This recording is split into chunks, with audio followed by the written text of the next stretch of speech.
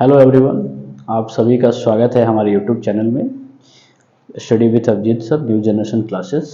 और आज जैसा कि आपको स्क्रीन पर दिखाई दे रहा होगा, आज हम लोग चैप्टर 7 निर्देशांक ज्यामिति के बारे में बात करने वाले हैं। और यह जो पार्ट है, यहाँ से भी आपके प्रश्न में MCQs हर साल पूछे जाते हैं, जो काफ़ी ज़्यादा महत्वपूर्ण होते हैं और परीक्षा के दृष्टिकोण से इनको पढ़ना बहुत ही आवश्यक है, क्योंकि यहाँ से प्रश्न हर साल पूछे जाते हैं और काफ़ी आसान सा ये चैप्टर है। तो चलिए वीडियो को शुरू करते हैं और हम लोग जो है टाइप वाइज इस चैप्टर को भी देखेंगे, जैसा कि हमने पिछले वीडियो में देखा था। तो निर्देशांक ज्यामिति को पढ़ने के लिए कुछ छोटी छोटी बातों को समझना बहुत ज़रूरी है। जैसे आपको पहले समझना होगा कि मूल बिंदु क्या होता है और मूल बिंदु का निर्देशांक क्या होता है।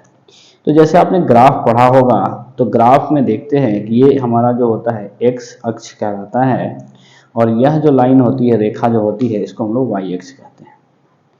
तो इस रेखा का जहाँ ये कटान बिंदु बनता है, इसे हम लोग बोलते हैं मूल बिंदु। इसे हम लोग क्या कहते हैं? मूल बिंदु कहते हैं। ठीक है। तो मूल बिंदु का जो निर्देशांक होता है, वो याद रखिएगा, उसका निर्देशांक जो होता है, ये काफ़ी बार परीक्षा में पूछा जा चुका है कि मूल बिंदु का निर्देशांक क्या होता है। तो वह होता है 0 और 0, क्योंकि इस कटान बिंदु का निर्देशांक क्या माना गया है? 0 और 0। इसलिए इस मूल बिंदु का निर्देशांक भी हमारा क्या हो जाएगा? 0 और 0 हम लोग इसको मान लेंगे। ठीक है। तो यहाँ से ये MCQ आपसे पूछता है तो मूल बिंदु का निर्देशांक बताइए क्या होता है, तो 0 और 0 आप कहेंगे। इसी में कुछ और बातें हमें समझनी है। हमें समझनी है भुज और कोटि के बारे में बात करनी है। भुज क्या होता है, कोटि क्या होता है? तो x अक्ष को भुज कहा जाता है और y अक्ष को कोटि कहा जाता है। ठीक है। जिसको आप यह भी कह सकते हैं कि x अक्षांश को भुज कहते हैं और y अक्षांश को कोटि कहा जाता है। तो इस पे भुज और कोटि पर भी आधारित आपसे MCQ एग्जाम में पूछा जाता है। और यह MCQ कैसा होता है? जैसे मान लेते हैं कि हमारे पास एक उदाहरण के तौर पे हम बात करते हैं, इसका एक उदाहरण एग्जाम्पल लेते हैं। तो हमसे क्वेश्चन में कैसे पूछेगा कि बिंदु, हमें दो बिंदु दिया रहेगा, -6 और -7 का कोटि है। -6 और -7 का कोटि है, हमें ऑप्शन में दे रखेगा -6, 7, -7 और 6। तो आप देख सकते हैं हमने क्या बताया कि यहाँ पर दो बिंदु है। तो शुरू वाला जो बिंदु होता है वो x को डिनोट करता है और बाद वाला जो बिंदु होता है वो y को डिनोट करता है। तो बिंदु x और y जो हमें दिया हुआ है -6 और -7 का कोटि है, और हमने अभी बताया कि कोटि किसे कहते हैं? जो y को डिनोट करेगा। जो y को डिनोट करेगा उसे हम कोटि कहेंगे। इसलिए हमारा आंसर जो होगा, देखिए y को डिनोट करना -7, इसलिए हमारा आंसर हो जाएगा -7। और आप आसानी से परीक्षा में 1 नंबर प्राप्त कर लेते हैं। ठीक है। आगे बढ़ते हैं, दूसरा एक उदाहरण लेते हैं। हम एक दूसरा उदाहरण लेना चाहेंगे इसमें कि हमारे पास एक क्वेश्चन है, बिंदु 6 - 5 का भुज है। इस प्रश्न में हमसे भुज पूछा है। हमारे पास ऑप्शन है 6, -5, -6, या हमारे पास एक ऑप्शन है 5। तो आप बता सकते हैं कि इस पर भुज पूछा है, और भुज देखिए हम किसको कह रहे हैं? x अक्ष को। तो इसलिए यह जो बिंदु शुरू वाला जो होगा बिंदु में, वो x को डिनोट करेगा और बाद वाला y को डिनोट करेगा। तो x को डिनोट करा 6, और x ही क्या है? हमारा भुज है, इसलिए इसका आंसर हो जाएगा 6। तो अब हमें उम्मीद है कि आप भुज और कोटि पर आधारित प्रश्नों को आसानी से बना पाएंगे, और ये आसानी से परीक्षा में आपको 1 नंबर दे करके चला जाता है। ठीक है। बिना मेहनत के, ज़्यादा मेहनत भी नहीं करना है, सिर्फ क्वेश्चन को देखना है और ऑप्शन से चुन लेना है। ठीक है।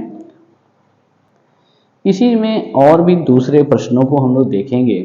कभी कभी आपसे पूछ देता है कि एक क्वेश्चन मैं यहाँ से लेना चाहूँगा कि किसी बिंदु से y अक्ष की दूरी, y अक्ष की दूरी उस बिंदु का कहलाती है। किसी बिंदु से y अक्ष की दूरी उस बिंदु का कहलाती है। क्या कहलाती है? हमारे पास ऑप्शन है, हमें ऑप्शन लेते हैं y निर्देशांक। हमारे पास दूसरा ऑप्शन क्वेश्चन में दिया रहेगा x निर्देशांक। हमारे पास तीसरा ऑप्शन अगर मान लेते हैं कि हमारे पास दिया हुआ है कोटि, और हमारा चौथा ऑप्शन दिया हुआ है y अक्ष। ठीक है, प्रश्न को ध्यान से समझिए। किसी बिंदु से y अक्ष की दूरी उस बिंदु का कहलाती है। कभी भी y अक्ष से दूरी कहेगा, आप ट्रिक समझ लीजिए। अगर परीक्षा में प्रश्न में दिया हुआ है y अक्ष से दूरी, तो आपको आंसर में चुनना है x को, चाहे x निर्देशांक लिखा रहे, x अक्ष लिखा रहे या भुज लिखा रहे, ये तीनों नाम याद रखिएगा। y अक्ष से दूरी अगर परीक्षा में आपको दिखाई देता है तो आपको याद रखना है कि x निर्देशांक अगर ऑप्शन में, जैसे यहाँ पर x निर्देशांक दिया हुआ है तो हम इसको चुनेंगे। अगर ऑप्शन में x निर्देशांक ना देकर के x अक्ष कहा है तो आप x अक्ष को चुनेंगे, या ये दोनों ना देकर के सिर्फ भुज लिखा हुआ है तो आप भुज को चुनेंगे। यही सेम में अगर ऐसा ही प्रश्न रहे, लेकिन अगर दे दे x अक्ष से दूरी,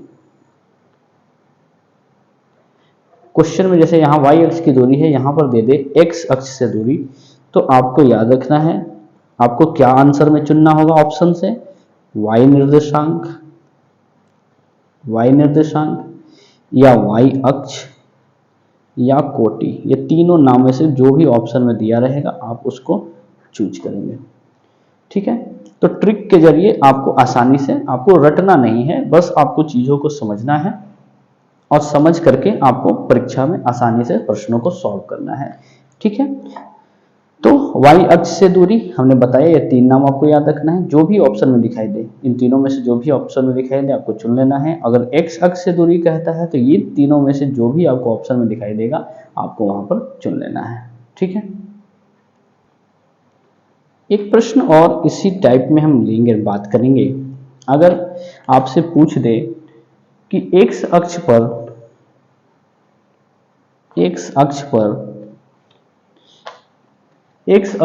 स्थित किसी बिंदु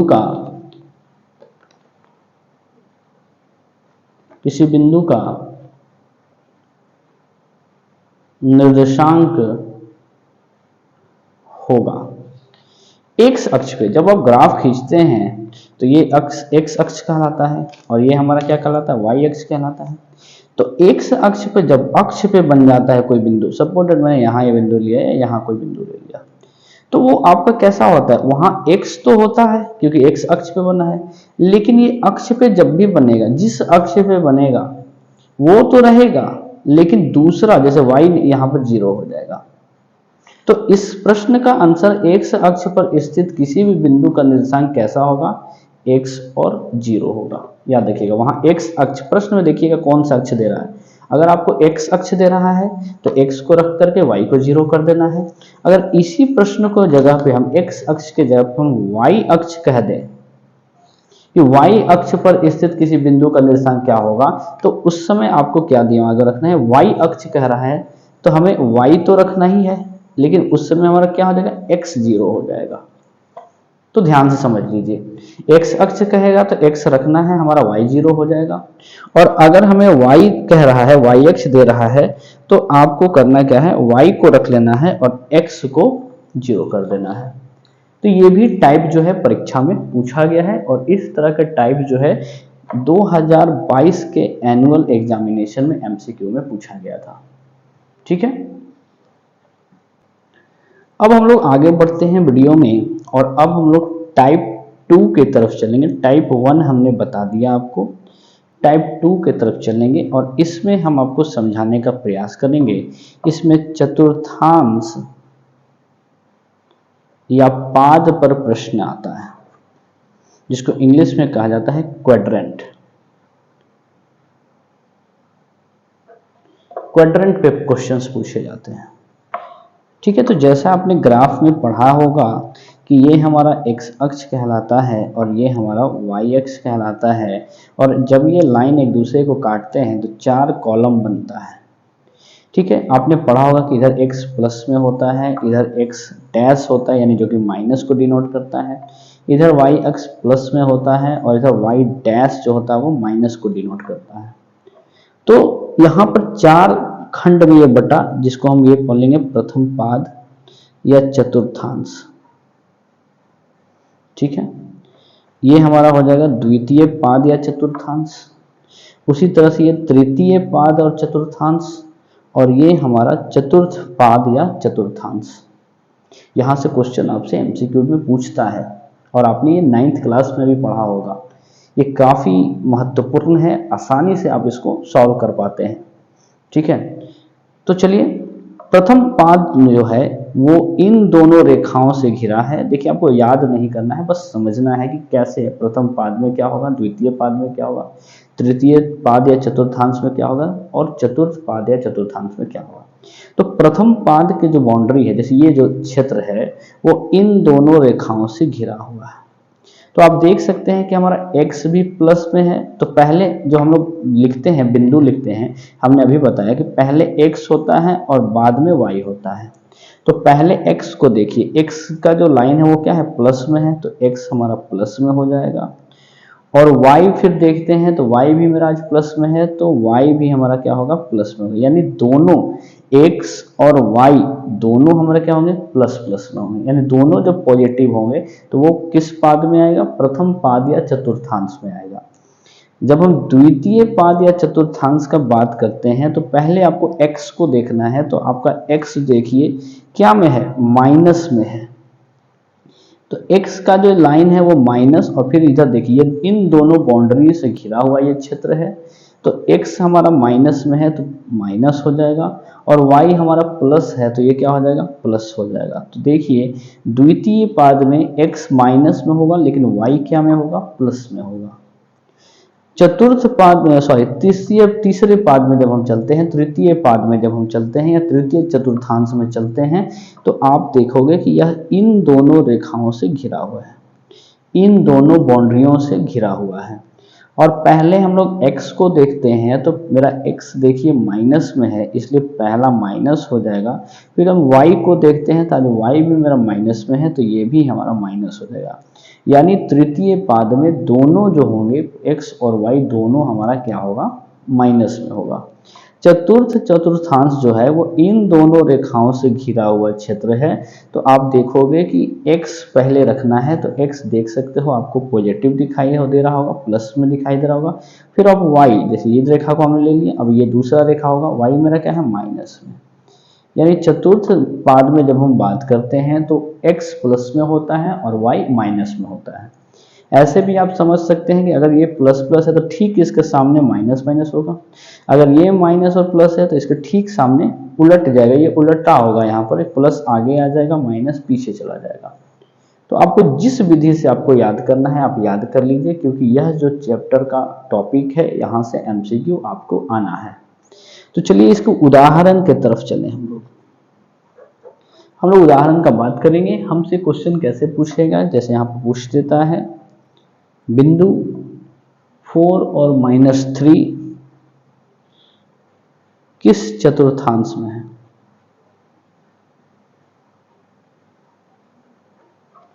बिंदु 4 और -3 किस चतुर्थांश में है। तो आप देख लो, जो 4 और -3 हमारा दिया हुआ है, तो 4 तो क्या में है, यहाँ पर कोई साइन नहीं दिया हुआ है यानी प्लस में है, और इसके आगे तो माइनस लगा हुआ है तो साफा माइनस में दिख रहा है। तो अगला जो है वो प्लस में है, यानी x प्लस में है और y माइनस में है। तो ये केस देखिए यहाँ पर दिख रहा है, ये प्लस और माइनस, पहले वाले प्लस में है और बाद वाला माइनस में है। तो बिल्कुल इस जो है वो किसके जैसा मिल रहा है, ये कौन सा चतुर्थांश है या पाद है, चौथा। तो इसका मतलब क्या है कि ये चतुर्थ पाद, या ऑप्शन में दिया रहेगा चतुर्थ चतुर्थांश में है। इसका आंसर क्या हो जाएगा? चतुर्थ पाद या चतुर्थांश। एक उदाहरण हम इस पर और लेना चाहेंगे। अगर हम इस पर बात करते हैं -12 और -18, ठीक है, किस पाद में है? तो आप देख सकते हो x भी हमारा माइनस में है, y भी हमारा माइनस में है, और दोनों माइनस में किस पाद में है? तृतीय। तो इसका आंसर हो जाएगा तृतीय पाद या चतुर्थांश, ऑप्शन में जो भी हो ये हमारा आंसर हो जाएगा। तो बड़े आसानी से हमने इस पर जो चतुर्थांश और पाद वाले जो प्रश्न है हमने यहाँ पर इसको सॉल्व कर लिया, और उम्मीद है कि आपको समझ में आया होगा। ठीक है, यदि आपको समझ में आ रहा है और वीडियो अच्छा लग रहा है तो कृपया चैनल को सब्सक्राइब करें, वीडियो को लाइक करें और अपने दोस्तों के साथ शेयर करें। ठीक है, क्योंकि बाद में आप भूल जाते हैं वीडियो देखने के बाद, तो कृपया वीडियो को लाइक ज़रूर करें। ठीक है, इससे हम लोगों को वीडियो बनाने में काफ़ी ज़्यादा प्रोत्साहन मिलता है। ठीक है, तो चलिए अगले टाइप की तरफ चलें हम लोग। टाइप नंबर 3 की तरफ चलेंगे हम लोग, और टाइप नंबर 3 में हम लोग आज बात करेंगे दूरी सूत्र के बारे में, जिसको डिस्टेंस फॉर्मूला कहा जाता है। दूरी सूत्र, डिस्टेंस फॉर्मूला क्या होता है? दूरी सूत्र, मान लेते हैं कि हमारे पास एक बिंदु है A और यहाँ पर हमारे पास है B। इसकी बीच की ये जो दूरी है वो हमें जब ज्ञात करनी होती है तो हम लोग दूरी सूत्र का प्रयोग करते हैं। तो दूरी सूत्र जो हमारा होता है, अगर हमें AB निकालना है दूरी सूत्र के तहत, तो हम रूट के अंदर x2 माइनस x1 का whole square plus y2 minus y1 का होल स्क्वायर, ये फॉर्मूला लगाते हैं। आप चाहोगे तो इस फॉर्मूला को ऐसे भी लिख सकते हो, x2 माइनस x1 की जगह आप x1 माइनस x2 का होल स्क्वायर भी लिख सकते हो, और यहाँ y2 माइनस y1 जो दिख रहा है वो y1 माइनस y2 का होल स्क्वायर भी लिख सकते हो। किसी प्रकार का कोई आंसर पर फर्क पड़ने वाला नहीं है। ठीक है, तो इस सूत्र को हम लोग दूरी सूत्र कहते हैं। आपको यहाँ से एक MCQ आना ही आना है। ठीक है, हर साल आता है। तो चलिए इसको उदाहरण के द्वारा हम लोग समझने का प्रयास करते हैं। उदाहरण हमारा हम एग्जांपल लेना चाहेंगे। यहाँ पर बिंदु 9, 3 और 15 और 11 के बीच की दूरी ज्ञात करें। अगर कोई हमारे इंग्लिश मीडियम वाले विद्यार्थी अगर इस वीडियो को देख रहे हैं तो मैं उनके लिए इंग्लिश में लिख देना चाहता हूं, फाइंड द डिस्टेंस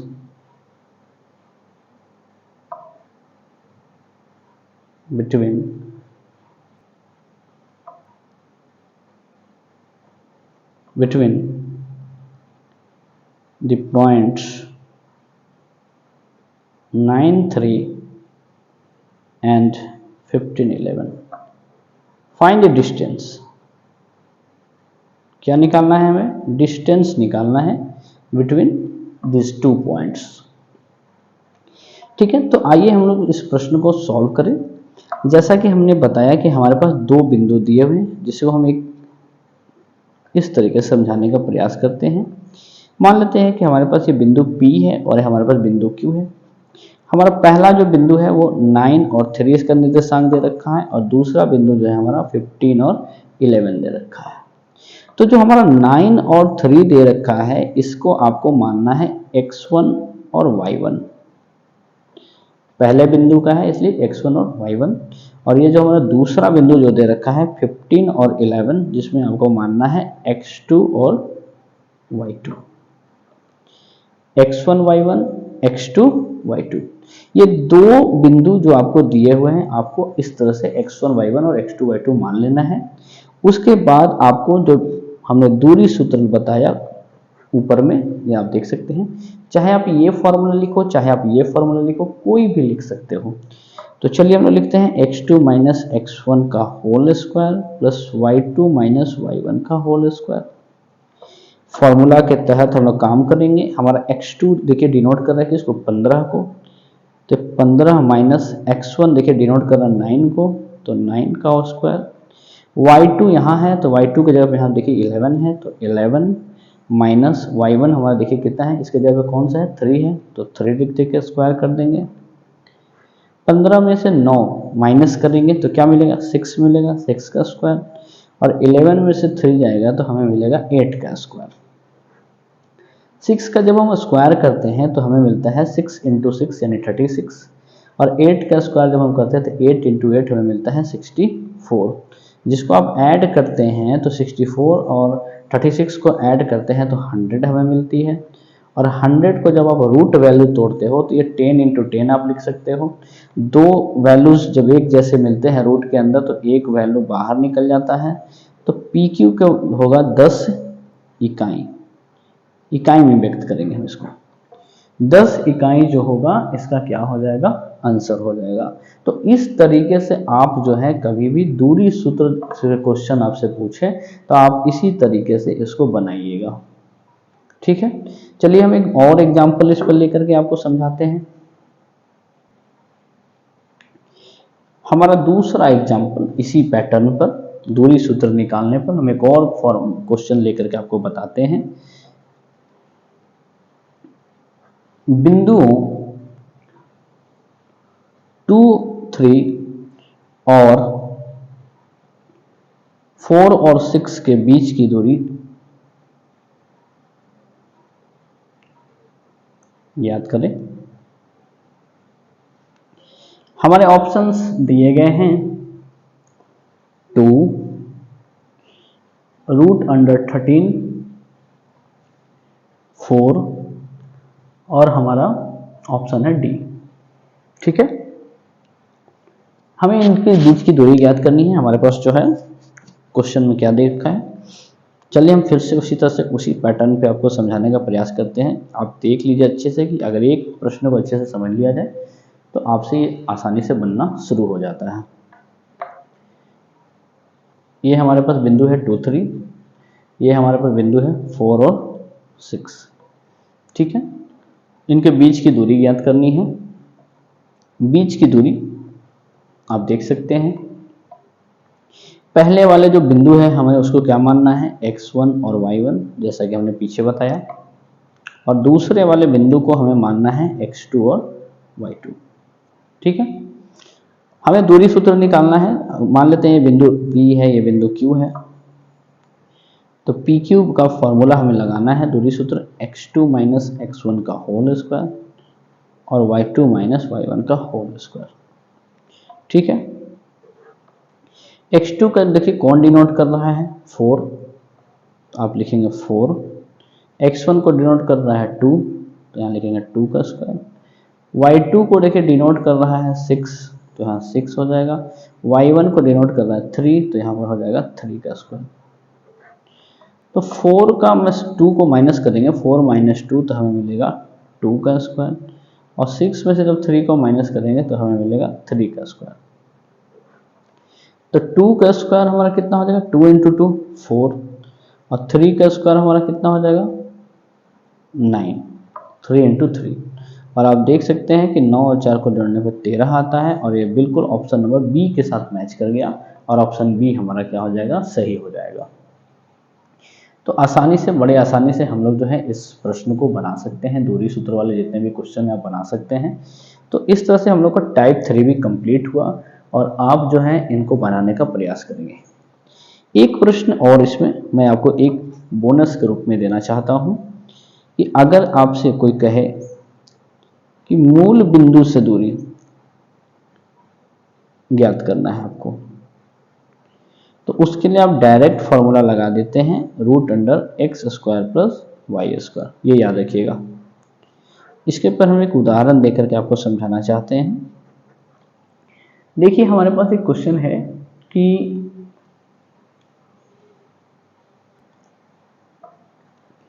-3 और 4, -3 और 4 की दूरी मूल बिंदु से होगी।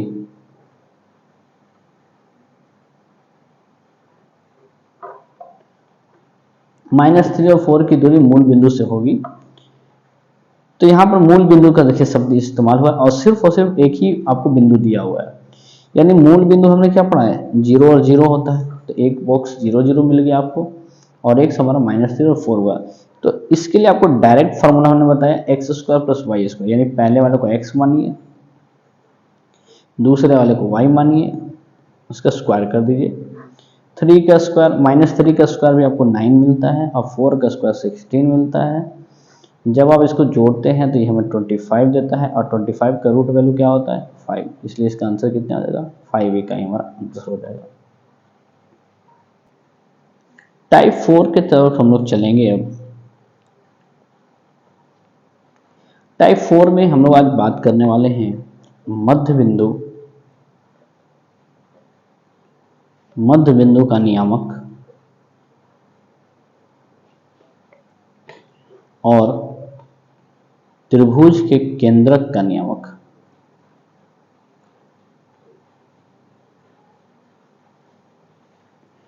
ठीक है, मध्य बिंदु का नियामक आपसे जब भी कभी भी क्वेश्चन में मध्य बिंदु का नियामक पूछेगा, आपको सूत्र याद रखना है, x = x1 प्लस में x2/2 और y = y1 प्लस में y2/2। केंद्रक के बारे में आपसे पूछे, त्रिभुज के केंद्रक का नियामक, तो आपको याद रखना है x = x1 plus x2 plus x3/3 और y = y1 plus y2 plus y3/3। ठीक है, तो ये मध्य बिंदु का नियामक का सूत्र हो गया, ये त्रिभुज के केंद्रक का नियामक का सूत्र हो गया। तो इस तरीके से आप जो है सूत्र को याद रखिएगा और बारी बारी से मैं इन दोनों पे एक एक एग्जाम्पल देकर के बता रहा हूँ आपसे कैसे एग्जाम में क्वेश्चन पूछता है। ठीक है, हमारे पास क्वेश्चन है कि बिंदुओं A 3 4 और B -4 और 8, सॉरी माफ कीजिएगा, -3 और 8 को मिलाने वाली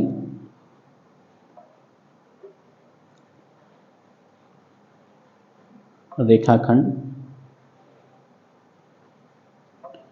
के मध्य बिंदु का नियामक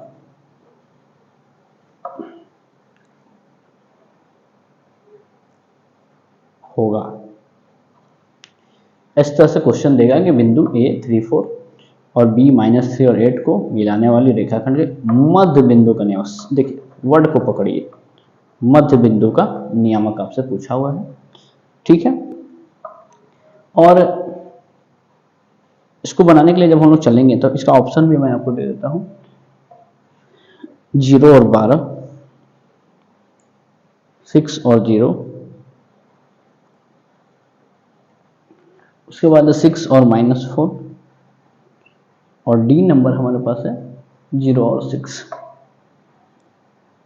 ठीक है, चलिए 4 ऑप्शन हमारे पास दिया हुआ है और हमें जो है इसको सॉल्व करना है। हमारे पास जो बिंदु ए दिया हुआ है वो कितना दिया हुआ है, 3 और 4, इसको आपको क्या मानना है, x1 और y1।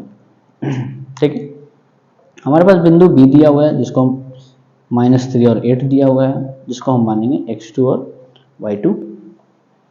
ठीक है, और हमसे क्या पूछा है, मध्य बिंदु का नियामक, जो कि हमने यहाँ पर फॉर्मूला बताया है कि मध्य बिंदु का नियामक आपको निकालना है। तो आपको फॉर्मूला लगाना होता है x = x1 प्लस में x2/2। ठीक है, देख सकते हैं कि x1 कितना को डिनोट कर रहा है, 3 को, और x2 डिनोट कर रहा है -3 को। इस तरह से ब्रैकेट में रखिएगा कि यहाँ पर दो साइन आपस में टकरा रहे हैं तो एक को ब्रैकेट में रखना जरूरी हो जाता है, /2। अब इसको खोलिए, प्लस माइनस 3 में से 3 माइनस करेंगे तो 0/2 और ये हमारा हो जाएगा 0। तो हमें x मिला, कितना मिला, 0। इसी तरह से y निकालने का प्रयास करेंगे, y1 + y2/2 जैसा कि हमने फॉर्मूला में बताया है। y1 हमारा कितना है देखिए 4, y2 हमारा कितना है 8, y2 और 8 और 4 को जोड़ने पर हमें 12 मिलता है जो कि कट के 6 देता है। तो देख सकते हैं हमें x मिला 0 और y मिला हमें 6। ऑप्शन में क्या ऐसा दिख रहा है, डी नंबर बिल्कुल दिख रहा है, x 0 और y 6। तो आप देख सकते हैं कि हमारा जो है बिल्कुल ऑप्शन से मैच कर गया। तो मध्य बिंदु का नियामक कभी भी पूछे तो आपको यही दोनों फॉर्मूला याद रखना है और इस तरह से आपको बनाना है, ठीक है। अब हम लोग बात करेंगे त्रिभुज के केंद्रक के बारे में।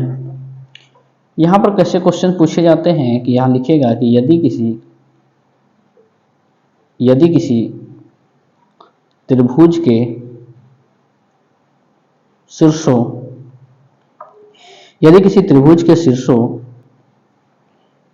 के नियामक -10, 5 - 2 एवं 8 और 2 हो तो इसके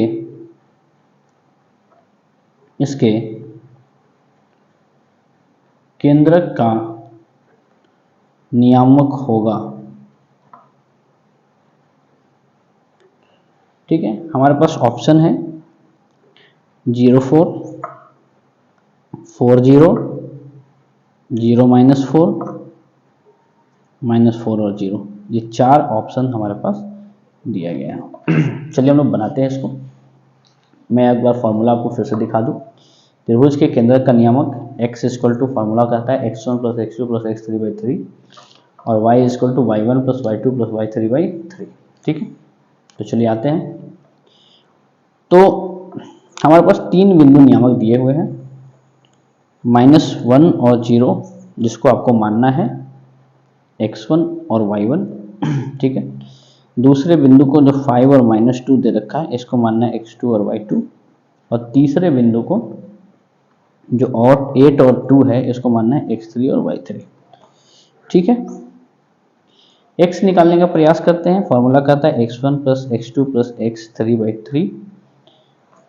x1 -1 है, चलिए -1, x2 5 है, चलिए 5, x3 8 है, यहाँ लिख देंगे 8/3। जोड़ लीजिए 8 और 5 13, 13 में से एक देखिए -1 है तो 13 में से एक घट जाएगा 12, अब 12 3 से कटेगा तो 3 चौके 12, कितना मिलेगा 4।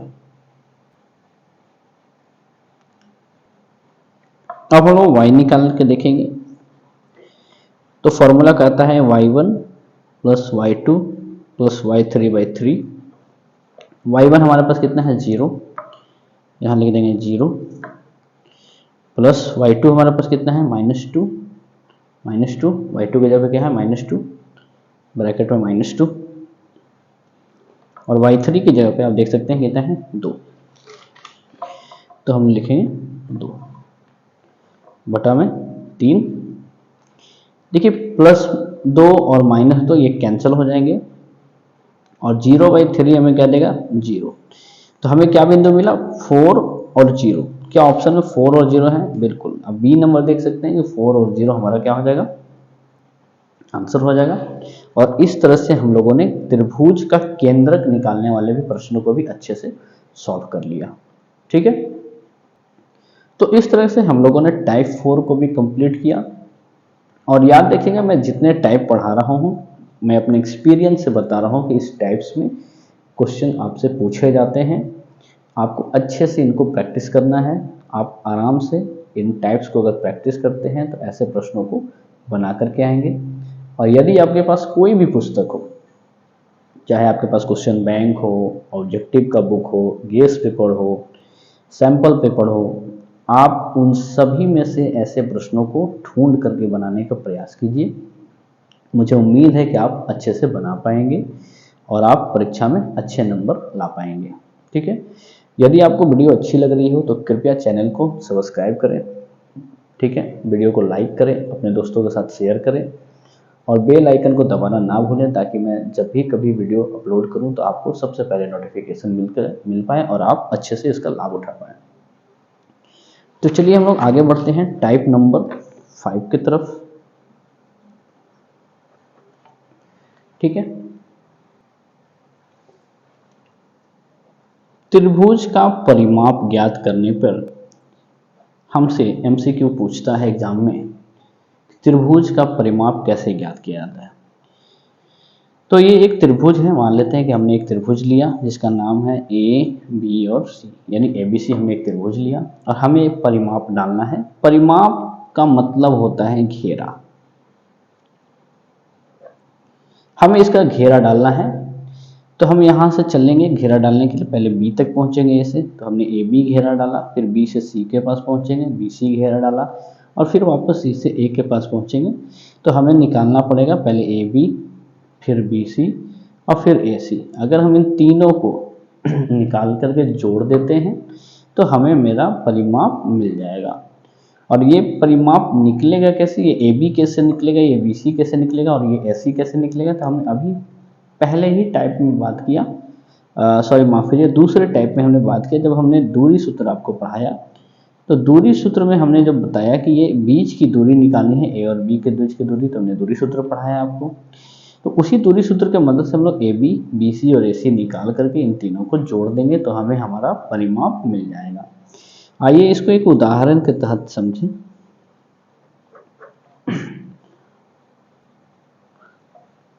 यदि त्रिभुज के शीर्षों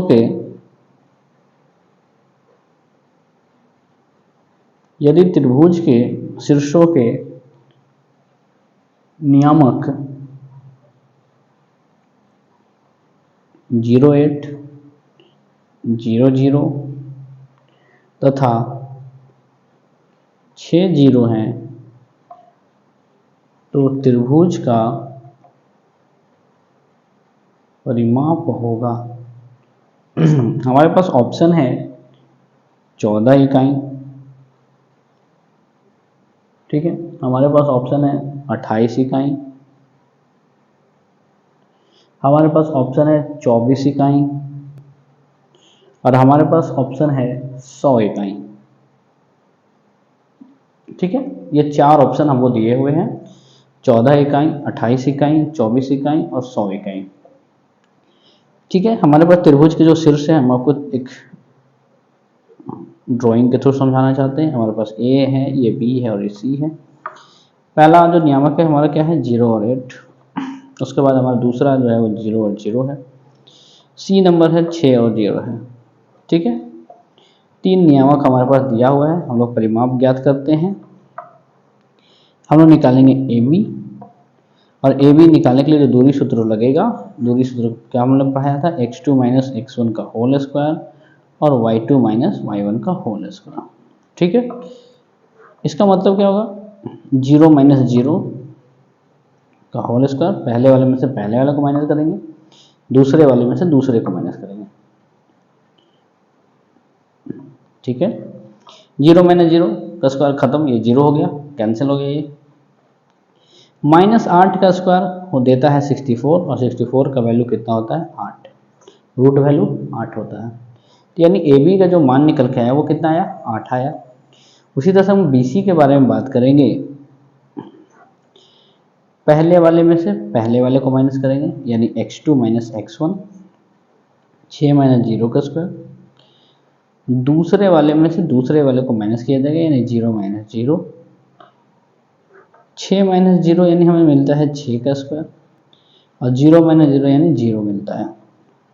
6 का स्क्वायर कितना होता है, 36 और 36 का वैल्यू रूट वैल्यू कितना होता है, 6। 6 गुना 6, 2 जोड़ा मिलेगा, एक बाहर निकल जाएगा, 6 मिलेगा हमें। उसी तरह से अगर हम बात करते हैं AC के बारे में बात करते हैं, पहले वाले में से पहले वाले को घटाइए, 6 माइनस 0 का स्क्वायर और दूसरे वाले में से दूसरे वाले को माइनस कीजिए, 8 माइनस 0 का स्क्वायर। ठीक है, 6 का स्क्वायर 6 माइनस 0 यानी 6 देगा, 6 का स्क्वायर कितना होगा, 36 और 8 माइनस 0 यानी 8 आएगा, 8 का स्क्वायर कितना होगा, 64। जब आप जिस जोड़ेगा तो इसको 100 आएगा, और 100 का रूट वैल्यू कितना होता है 10। यानी ए बी हमें मिला 8, बी सी हमें मिला 6 और ए सी मिला 10। हमें क्या पूछा है, त्रिभुज का परिमाप। और परिमाप का हमने बताया क्या होगा, A B plus B C plus A C, यानी 8 प्लस 6 प्लस 10। आप देख सकते हो 8 से 14 होता है, 14 में 10 जोड़ते हैं तो 24 इकाई हमें मिलती है। और इस प्रकार से हमारा ऑप्शन जो 24 इकाई आपको दिखाई दे रहा है ये हमारा करेक्ट हो जाएगा। ठीक है, तो बड़ी आसानी से हमने आपको त्रिभुज का परिमाप जो क्वेश्चन पूछेगा उस पे भी हमने इस मैथ को बताया आपको। बड़े ही आराम से आप इस टाइप को भी प्रश्नों को सॉल्व कर पाएंगे। इसके लिए आपको दूरी सूत्र का ज्ञान होना चाहिए। दूरी सूत्र से आप तीनों भुजाओं को ज्ञात करेंगे और तीनों भुजाओं को ज्ञात करने के बाद अंत में इसको जोड़ देंगे और जोड़ने के बाद आपको जो है आपका त्रिभुज का परिमाप मिल जाता है। ठीक है, टाइप नंबर 6 की तरफ चलते हैं, जो कि काफ़ी पॉपुलर टाइप है। ये आपके एनसीईआरटी के बुक में आपको ये क्वेश्चन दिखाई देगा। उस बिंदु का नियामक जो बिंदु 1, 1 और 2, 3 को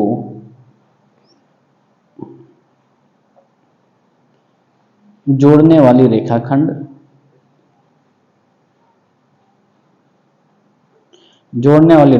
को 2:3 के अनुपात में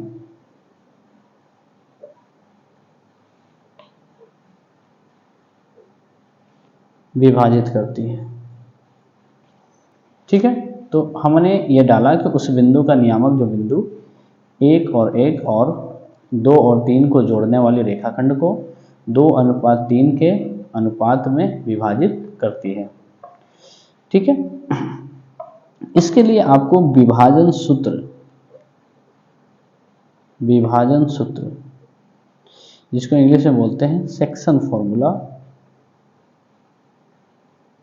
फॉर्मूला याद करते हैं। हमें जो है 2 बिंदु दे रखा है 1, 1 और 2 और 3। ठीक है, और आपको जो है एक रेखाखंड है जिसको 2:3 के अनुपात में विभाजित किया जा रहा है, तो हमें उस बिंदु का नियामक ज्ञात करना है, यानी हमें उस बिंदु का कोऑर्डिनेट ज्ञात करना है। तो विभाजन सूत्र क्या कहता है कि x इक्वल टू x2 माफ कीजिएगा m1 x2 plus m2 x1 बटा में m1 प्लस में m2, ये x निकालने का फॉर्मूला है। और अगर y निकालने का बात किया जाए तो फॉर्मूला कहता है m1 y2 plus m2 y1 बटा में m1 प्लस में m2। यानी अगर m1 है तो इसके साथ x को 2 रखना है, अगर m2 है तो इसके साथ x 1 रखना है। नीचे में आपका m1 और m2 ही हमेशा रहेगा, तो रटना नहीं है, चीज़ों को समझिए। अगर यहाँ पर m1 है तो हमने जैसे x को 2 रखा तो इसी तरह से y को 2 रखेंगे, और अगर m2 है तो उसके साथ y हमारा क्या होगा 1 होगा, नीचे आपका वही m1 और m2 होगा। अब प्रश्न की तरफ चलिए, तो हमने सूत्र बताया जिसको आपको याद कर लेना है। हमें बिंदु दे रखा है, जैसे मान लेते हैं कि ये एक बिंदु एक रेखाखंड था, इसका नाम हमने P और Q रखा।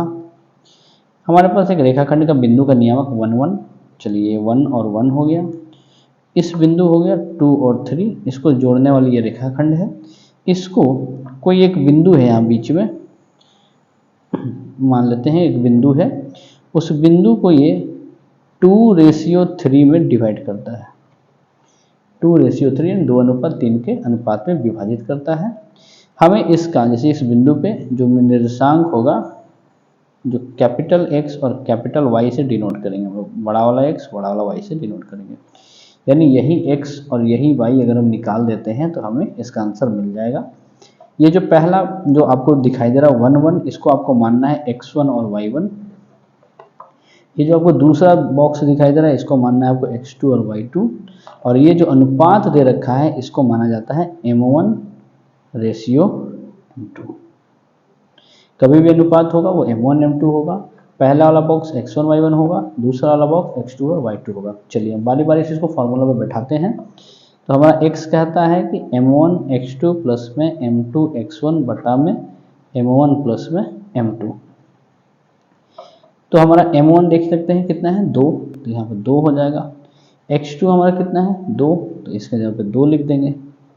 m2 हमारा कितना है 3, तो हम यहाँ पे 3 लिख देंगे।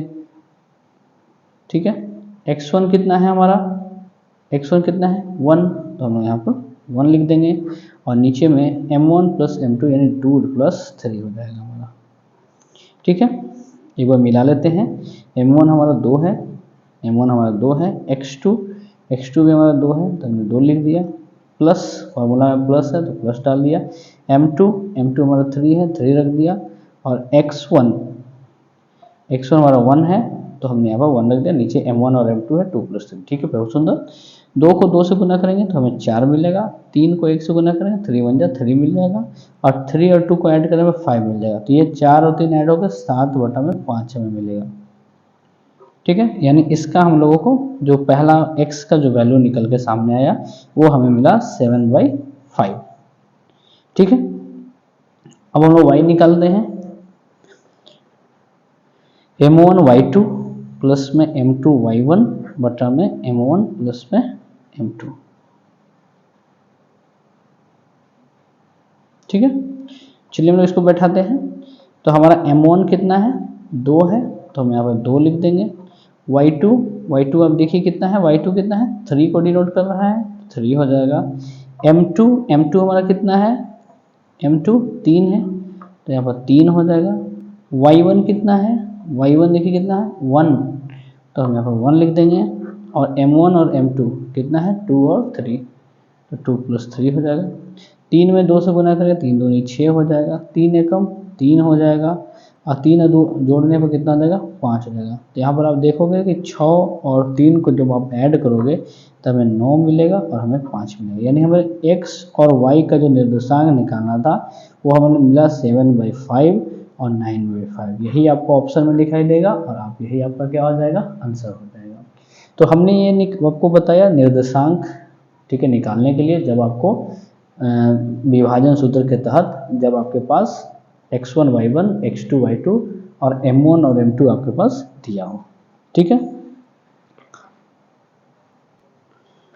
चलिए हम लोग वीडियो में आगे बढ़ते हैं और अब हम लोग बात करेंगे टाइप नंबर 7 की। ठीक है, अब हम यहाँ पर बात करेंगे त्रिभुज का क्षेत्रफल निकालने की बात करेंगे। त्रिभुज का क्षेत्रफल पर आधारित प्रश्न हमसे पूछता है।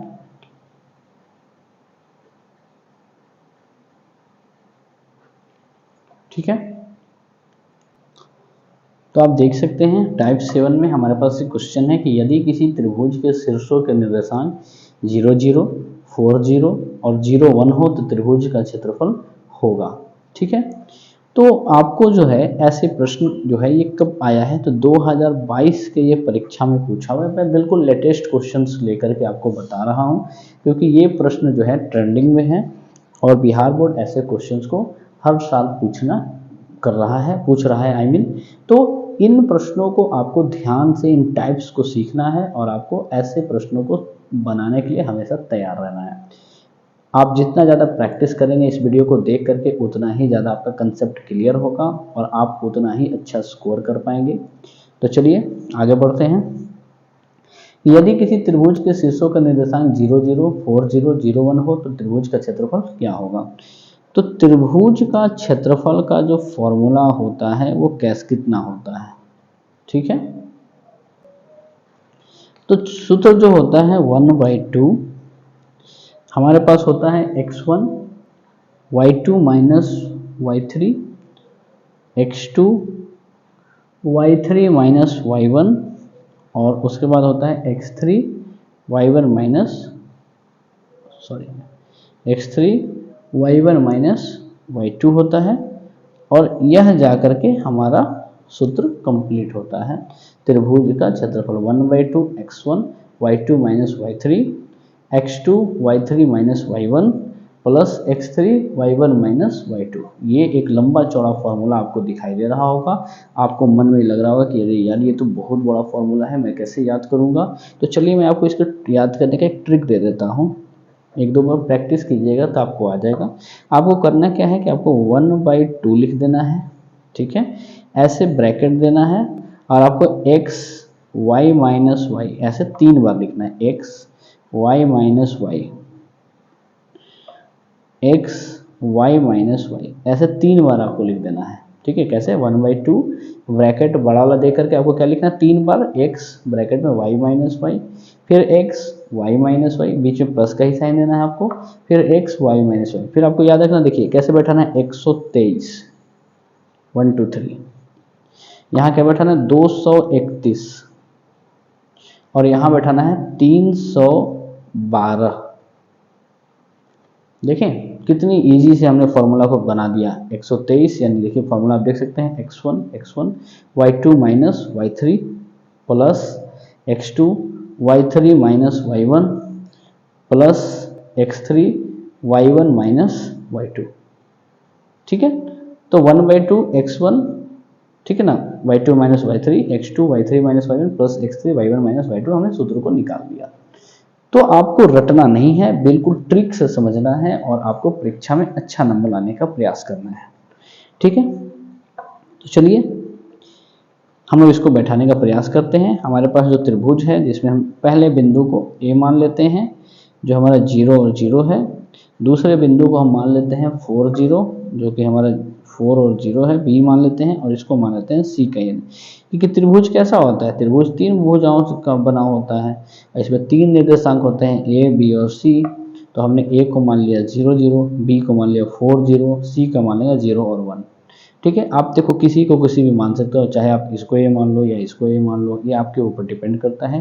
आंसर में आपको अगर माइनस भी आ जाता है तो याद रखिएगा आपको आंसर प्लस वाला ही चूज करना है, क्योंकि कभी भी त्रिभुज का क्षेत्रफल माइनस में नहीं होता है, हमेशा आंसर जो आपको लेना है प्लस वाला ही लेना है। भले आपका आंसर सॉल्व करने पर माइनस आ रहा हो लेकिन आपको प्लस लेना है। तो चलिए शुरू करते हैं। 1/2 इस बॉक्स को हम मान लेते हैं x1 y1, इसको मान लेते हैं x2 y2 और इसको मान लेते हैं x3 और y3। वीडियो थोड़ा लंबा हो गया है लेकिन याद रखिएगा कि मैं जितने टाइप से बता रहा हूँ ये सब के सब इम्पोर्टेंट है। आप अपने क्वेश्चन बैंक को मिला लीजिएगा, आप अपने गेस्ट पेपर को मिला लीजिएगा, आप अपने ऑब्जेक्टिव के बुक से मिला लीजिएगा। हमारे ये जितने भी बताए हुए प्रश्न हैं आपको इस पर बहुत सारे क्वेश्चन पूछे हुए एग्जाम में मिलेंगे। भले वीडियो आपको बुरा मतलब बड़ा हो गया है लेकिन आपको फ़ायदा इससे होने वाला है। तो चलिए शुरू करते हैं, इसको बनाते हैं। x1 कितना है 0, तो चलो 0 हम लोग लिख दिया। y2 माइनस y3, तो y2 0 y3 1। उसके बाद हमारा x2 है, तो आप x2 को देख सकते हैं कितना दिया हुआ है 4, चलिए 4 हमने लिया। y3 1, y1 0। उसके बाद हमारा x3 है, x3 हमारा कितना है देखिए 0 y1 0 y2 0।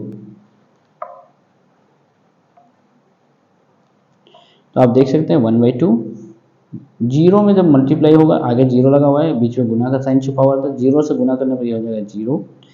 यहाँ पर 4 इंटू 1 माइनस 0 1 होगा, 4 इंटू 1 4। और यहाँ भी देखिए आगे जीरो है तो जीरो से ऐसे भी सब सारा का सारा जीरो ही है, तो ये भी क्या हो जाएगा 0 ही हो जाएगा। तो यहाँ पर बचेगा 1/2, 4 0 0 जोड़ने पर 4 ही आएगा और ये कट करके हमें आंसर क्या देगा 2 इकाई। आंसर हमें क्या देगा, ये 2 इकाई जो होगा हमारा आंसर हो जाएगा। ठीक है, ठीक है। तो उम्मीद है कि आपको वीडियो अच्छी लगी हो। अगर आपको ये वीडियो अच्छी लग रही हो तो कृपया इस चैनल को सब्सक्राइब करें, ठीक है। वीडियो को लाइक करें, दोस्तों के साथ शेयर करें, ठीक है, ताकि और भी लोग जो हैं हमारे इस वीडियो से, ठीक है, लाभ प्राप्त कर सकें और परीक्षा में अच्छा नंबर ला सकें।